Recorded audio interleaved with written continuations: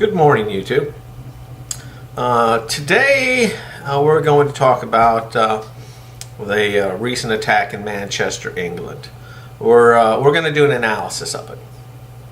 Okay, now before we get started, if you're really pissed off about this, you might not want to watch this video because I'm going to be talking about some things and you might not like what I have to say and you're going to get upset.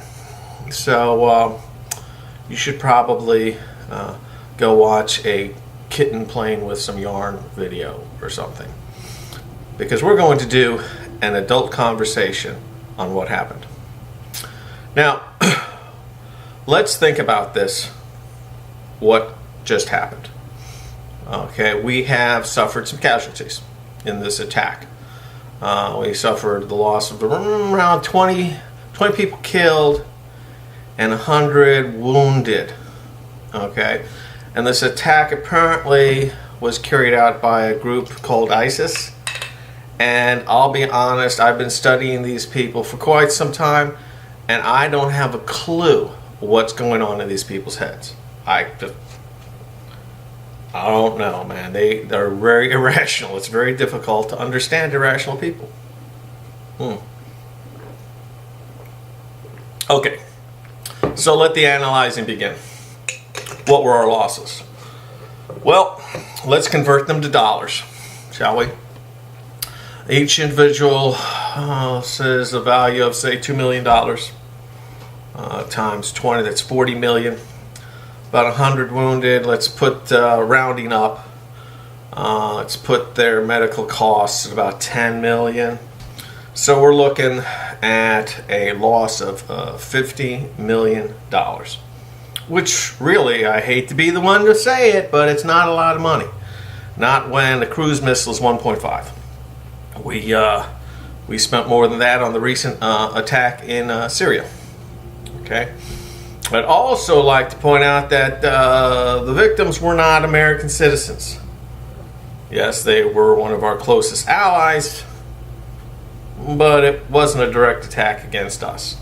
I'm not saying that we shouldn't respond, but speaking of responses, let's look at it from the side of the attackers, ISIS. Okay, you killed a lot of people, you cost us $50 million. What were you expecting us to do? Were you hoping that we would all drop to our knees and start to worship Allah? That's not going to happen. So what was the point? This is just a subjective opinion. I think the point was that they're pissed off. And they're pissed off because they're losing. Right now, ISIS is limited to two small cities in Mesopotamia. One's now called Raqqa and one is called Mosul. And we've got them in a box and we're squeezing. So don't worry, we don't need to launch any missiles against ISIS. Before this day is over, double the number of people that were killed in Manchester will die. And the people that will die mostly will be frontline ISIS fighters. And by the way, this goes on all day, every day. They're fast running out of people. Which probably explains the source of the desperation for this attack. So, it really, I hate to say this, but it was a pinprick. My suggestion is that we just keep doing what we're doing. Okay?